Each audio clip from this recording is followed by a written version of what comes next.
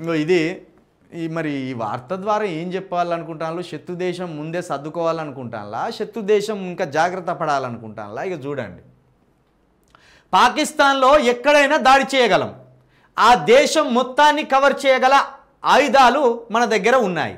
Air defence DG దాక్కోవాలని అనుకుంటే కలుగు వెతుక్కోవాల్సిందేనన్న Sumer Ivan. Pakistan భూభాగంలో ఎక్కడైనా సరే దాడి చేయగల సామర్థ్యం ఇండియాకు ఉందని air defence DG lieutenant general Sumer Ivan D'Cunha అన్నారు. మన ఆయుధాల నుంచి తప్పించుకోవాలంటే వారు ఏదైనా కలుగు వెతుక్కోవాల్సిందేనని అన్నారు. ఆపరేషన్ సింధూర్ తర్వాత పాకిస్తాన్ తన ఆర్మీ హెడ్ క్వార్టర్స్ను రావల్పిండి నుంచి వేరే ప్రాంతానికి మార్చేస్తున్నట్టు ప్రచారం జరుగుతుంది.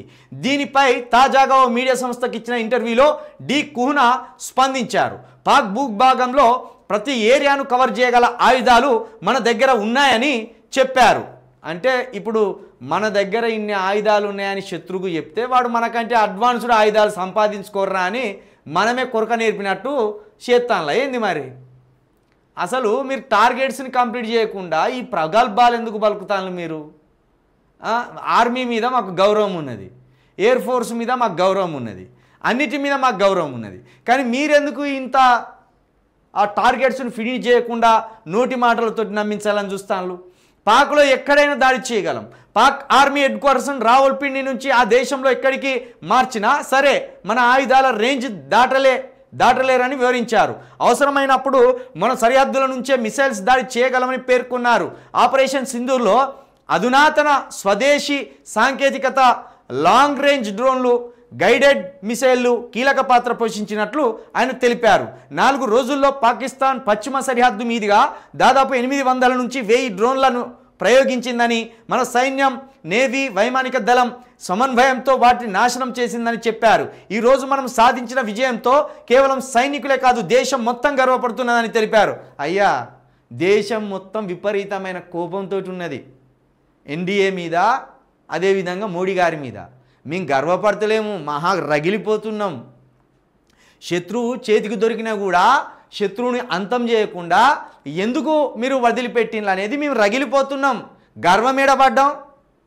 ఓసారి ప్రధానమంత్రి మోడీ గారిని వచ్చి పోలు పెట్టమాను, నా మీద మీరు కోపంతో ఉన్నారా లేకపోతే నేను చేసిన పనికి సంతోషిస్తున్నారా అని ఒక పోలు పెట్టమాను.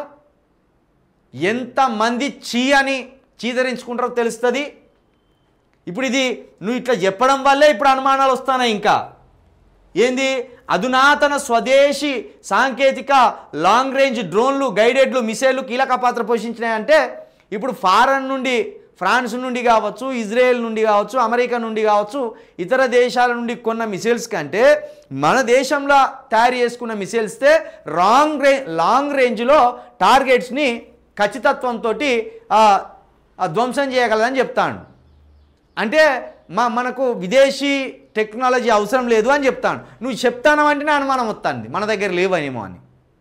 ఉన్నోడు ఎవడు చెప్పాడు, డైరెక్ట్ చూపెడతాడు, షో చూపెడతాడు, చూడు అక్కడ ఖతం చేసినామని చూపెడతాడు ఆధారం. మీరు ఖతం చేయకుండా చేతులు ఎత్తేసి ఇప్పుడు ఎంత సిగ్గుచేటంటే ఇవాళ 24వ తారీఖు పహల్గామ్లో దాడులు జరిగినాయి. 7 ఉగ్రవాదులు ఇట్లొచ్చి అట్లా పోయిన అని చెప్తాను. 7 దొరకబట్టబోతున్నారు ఇంతవరకు. ఆ 7 ఉగ్రవాదులు ఏరి, వాళ్ళ ఫోటోలు ఏవి, ఆ ఉగ్రవాదులు ఎక్కడున్నారు, ఏ మైన్లు అనేది ఇంతవరకు పట్టుకోలేదు. మళ్ళీ ఖచ్చితత్వంతో మేము ఏమంటాను, ఇంకో మాట కూడా అంటున్నాం, మేము అవసరమైతే మొత్తం పాకిస్తానే లేపేరు, మాకేం బాధ లేదు. ఎందుకంటే ఆడ బుట్టటోళ్ళంతా ఉగ్రవాదులే అనిపిస్తుంది మాకు. దానికి కూడా సిద్ధమే. మీరు మొత్తం పాకిస్తాన్ కథం చేసినా కూడా మేము చప్పట్లే కొడతాం. అయ్యో పాపం పాకిస్తాన్లో ఉన్న సామాన్యులు చచ్చిపోయినలా అని ఏ మాత్రం మాకు మానవత్వం లేదు.